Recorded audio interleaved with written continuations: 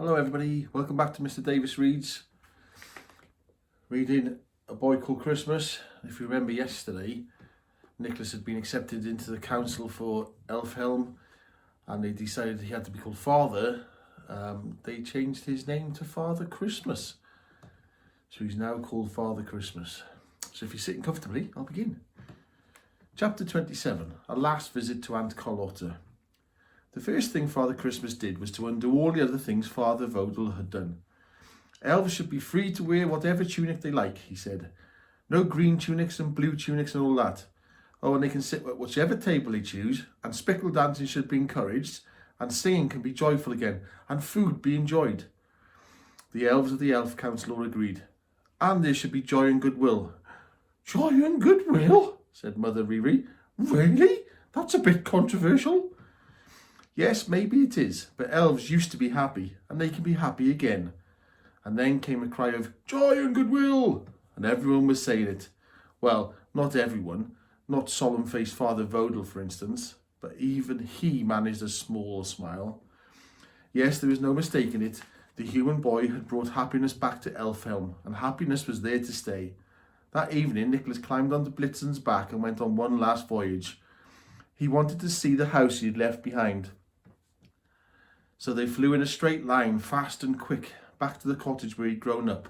They landed next to the well which his mother had fallen into, and he sat on a tree stump that had been chopped by his father. He walked back to the cottage, which still felt faintly of rotten turnip, and saw Aunt Carlotta wasn't there. He sat inside and breathed it all in, knowing it would probably be the last time he would come here.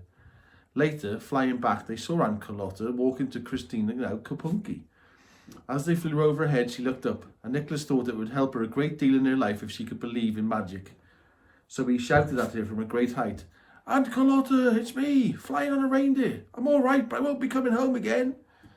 And Aunt Carlotta looked up just in time to see Nicholas waving at her in the sky on the back of a reindeer, and to see something brown streaking fast towards her.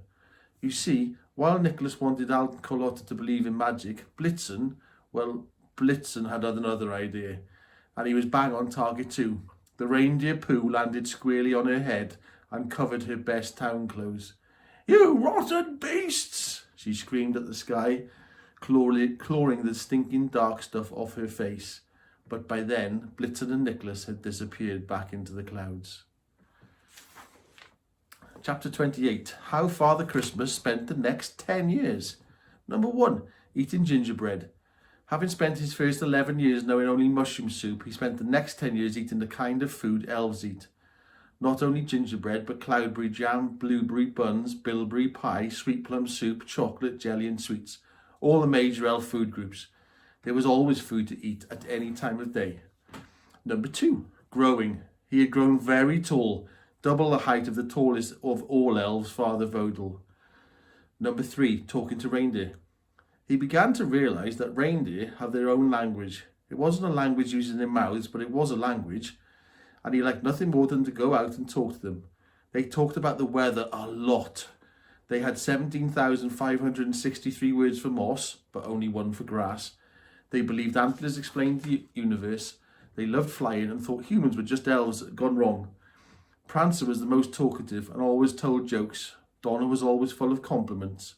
Cupid spoke of love. Vixen was incredibly gloomy and liked to ask deep questions.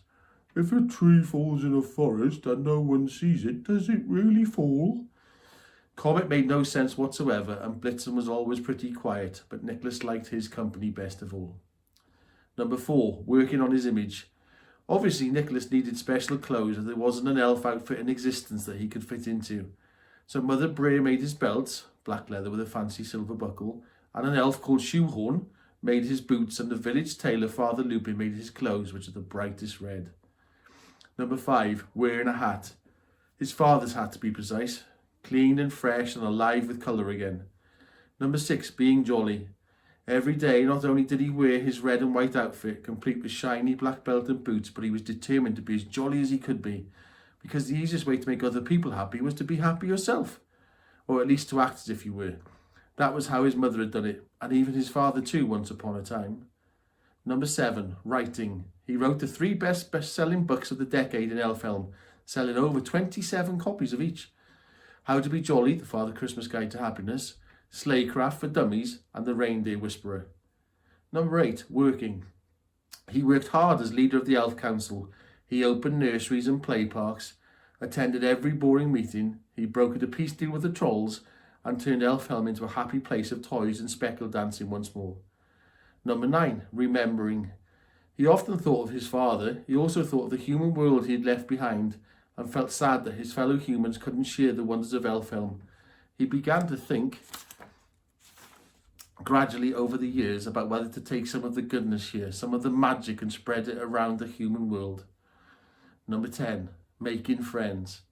Nicholas had never had friends before. Now he had 7,983 friends. They were mainly elves, but that was okay because elves were the best kind of friends to have. We'll stop there. See you tomorrow night.